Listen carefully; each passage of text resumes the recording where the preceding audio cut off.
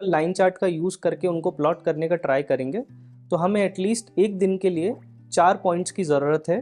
तो हमें 4 lines draw करनी पड़ेगी।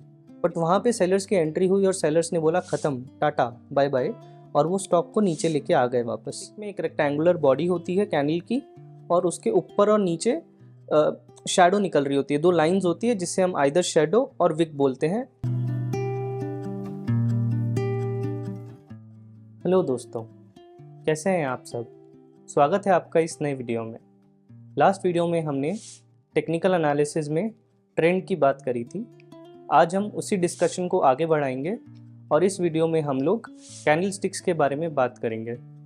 तो आज के इस वीडियो में हम जानेंगे कि कैंडलस्टिक्स क्या होती है, उसे कैसे रीड करते हैं और कैसे हम कैंडलस्टिक्स का यूज़ करके ट्रेंड रिवर्सल्स पहचान सकते हैं। तो आइए स्टार्ट करते हैं इस वीडियो को। तो कैंडलस्टिक्स क्या होता है? कैंडलस्टिक्स किसी भी स्टॉक या कमोडिटी के प्राइस को चार्ट पे रिप्रेजेंट करने का एक तरीका होता है। जनरली जो मोस्ट कॉमन रिप्रेजेंटेशन होता है प्राइस का, वो एक लाइन चार्ट होता है।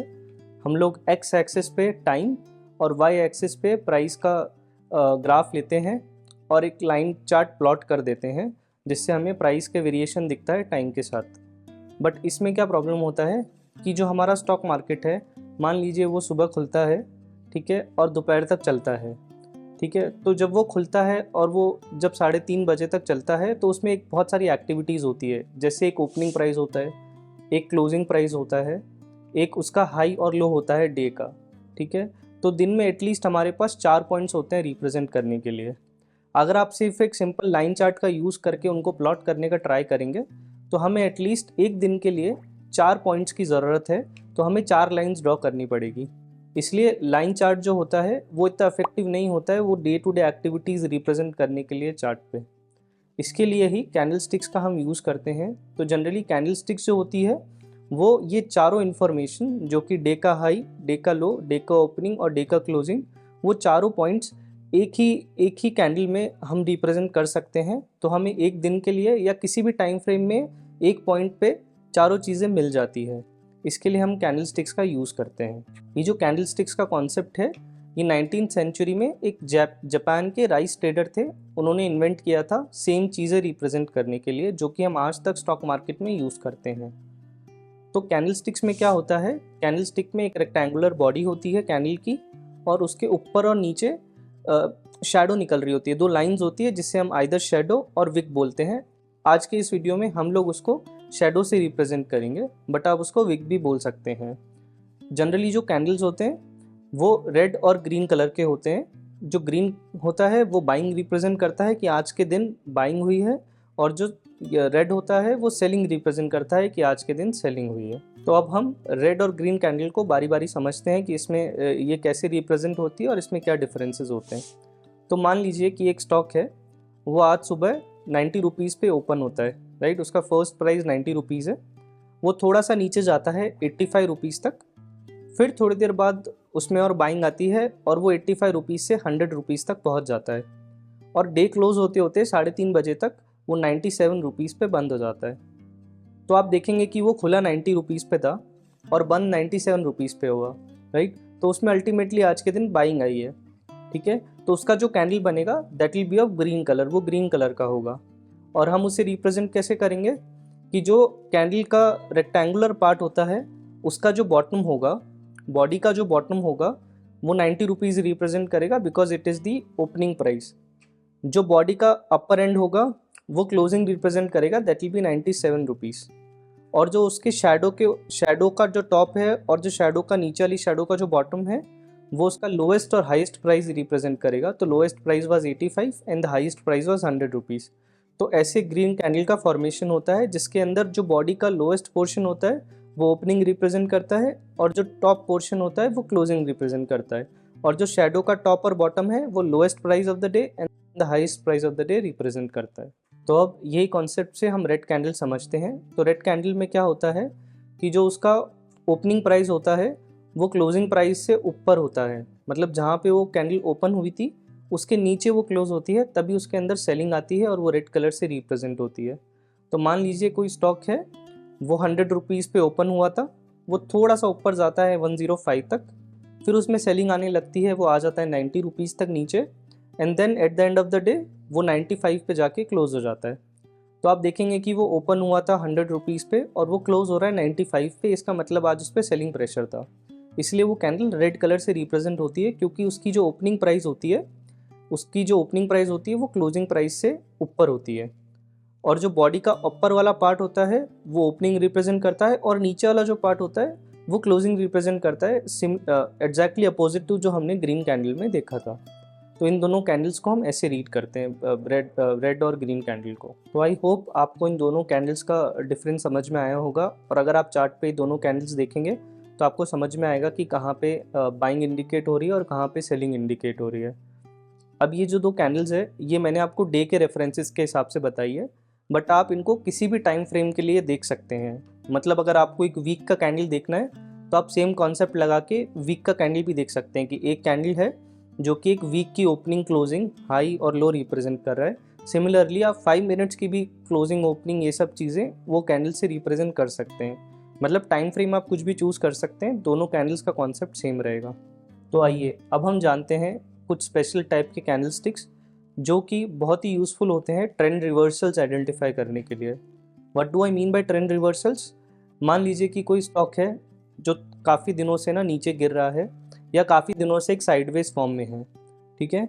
अब आपको ये आइडेंटिफाई करना है कि यार कब ये स्टॉक नीचे गिरता गिरता गिरता वापस ऊपर जाने लगेगा, या फिर अगर ये साइडवेज पैटर्न में है तो कब ये एक ब्रेकआउट देगा या ब्रेकडाउन देगा और ऊपर और नीचे की तरफ चलने लगेगा।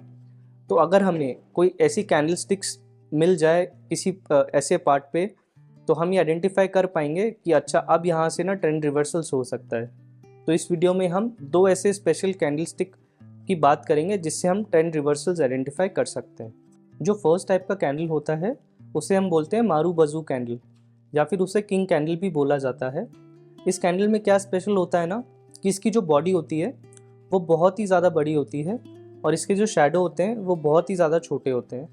इसका क्या मतलब होता है कि जहाँ पे वो प्राइस ओपन हुआ था ऑलमोस्ट वहीं से एक स्ट्रॉन्ग बाइंग या स्ट्रॉन्ग सेलिंग आती है और एक बहुत स्ट्रॉन्ग क्लोज मिलता है दोनों साइड पे।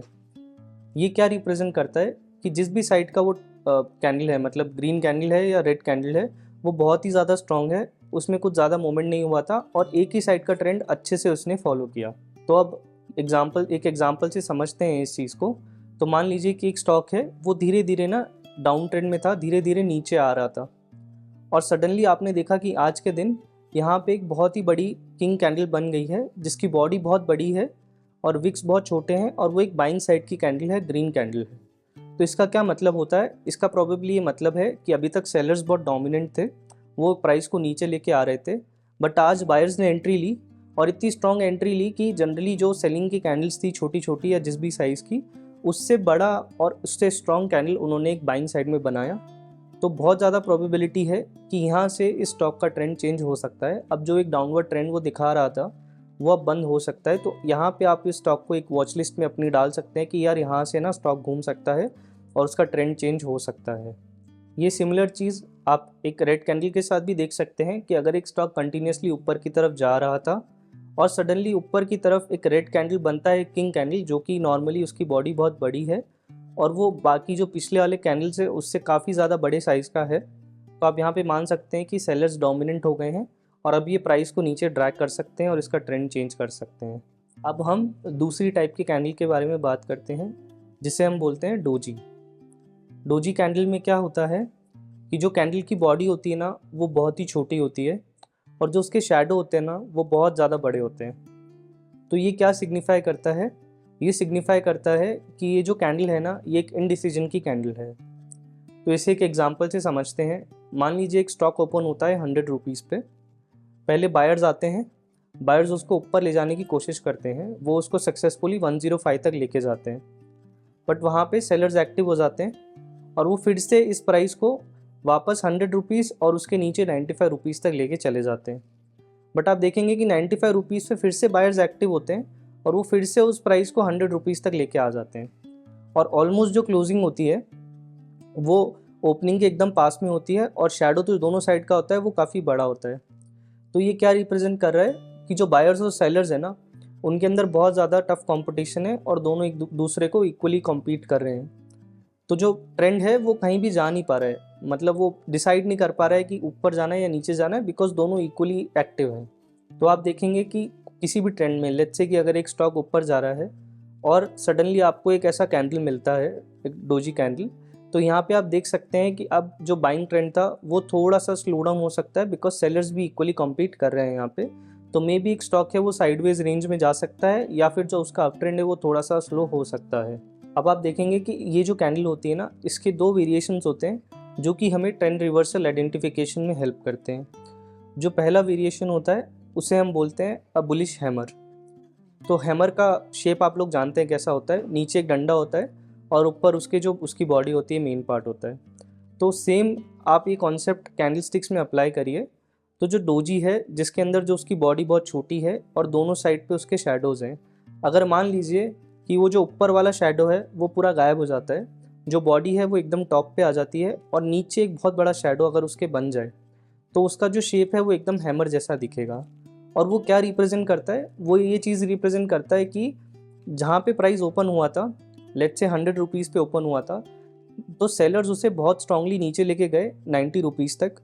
बट वहाँ पे ना बायर्स की एंट्री होती है और बायर्स बोलते हैं कि भैया आपका बहुत हो गया, अब हम इसको फिर से ऊपर ले जा रहे हैं, और वो फिर से उस स्टॉक को 90 रुपीज़ से वापस 100 तक लेके आ जाते हैं। तो आप देखेंगे कि नीचे की जो उसकी शैडो है ना वो बहुत बड़ी हो जाएगी और उसकी बॉडी के ऊपर कुछ नहीं होगा, तो वो एक हैमर जैसा दिखेगा आपको, और वो रिप्रेजेंट करता है कि यहाँ पे ना बहुत स्ट्रांगली बायर्स की एंट्री हो चुकी है अब।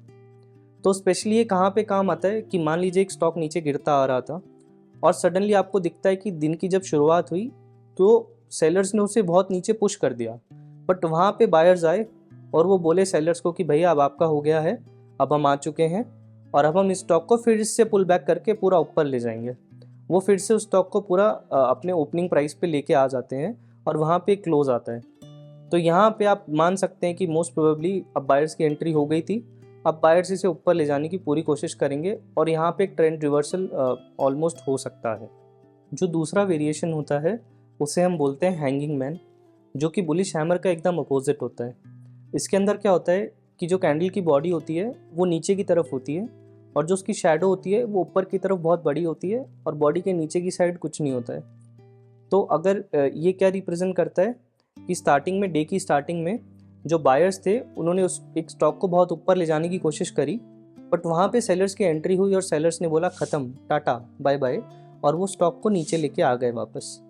तो अगर आपको कोई भी अप ट्रेंड के अंदर कोई भी एक स्टॉक ऊपर की तरफ जा रहा है और वहाँ पे आपको अगर ये कैंडल देखने मिलता है, इसका मतलब क्या था कि अभी तक बायर्स बहुत डोमिनेंट थे, बट यहाँ पे आज सेलर्स की एंट्री हो गई है और यहाँ से इस स्टॉक का ट्रेंड चेंज हो सकता है और वो नीचे की तरफ आ सकता है। तो आज इस वीडियो में हमने ये दो स्पेशल पैटर्न्स और किंग कैंडल के बारे में बात करी, जो कि बहुत इफेक्टिव होते हैं ट्रेंड रिवर्सल्स को आइडेंटिफाई करने के लिए। इसके अलावा भी बहुत सारे कैंडलस्टिक पैटर्न होते हैं, बट वो कहीं ना कहीं इन दोनों कैंडल से मिलके या थोड़े सिमिलर पैटर्न्स ही होते हैं, जिसके बारे में हम नेक्स्ट वीडियोज़ में आगे बात करेंगे। बट सपोर्ट और रेजिस्टेंस और दूसरे टेक्निकल एनालिसिस के इम्पॉर्टेंट चीज़ों को जानने के बाद कंबाइन करके उनके बारे में बात करी जाएगी। तो आई होप आज के इस वीडियो में आपको ये दोनों कैंडल्स के कॉन्सेप्ट समझ में आए होंगे और इन जनरल कैंडल स्टिक्स क्या होता है वो आपको पता चला होगा। नेक्स्ट वीडियो में हम लोग जो भी हमने आज डिस्कस किया है उसे चार्ट के थ्रू समझने की कोशिश करेंगे। मैं नेक्स्ट वीडियोज़ में आपको बहुत सारे एग्जाम्पल्स दिखाऊंगा जहाँ पे कैंडल एक्चुअली फॉर्म होते हैं और वहाँ से ट्रेंड रिवर्सल्स होने के चांसेस बढ़ जाते हैं या एक्चुअली ट्रेंड रिवर्सल होता है। So stay tuned for the next video. और अगर आपको ये वीडियो पसंद आई है तो please like, share and subscribe. Thank you.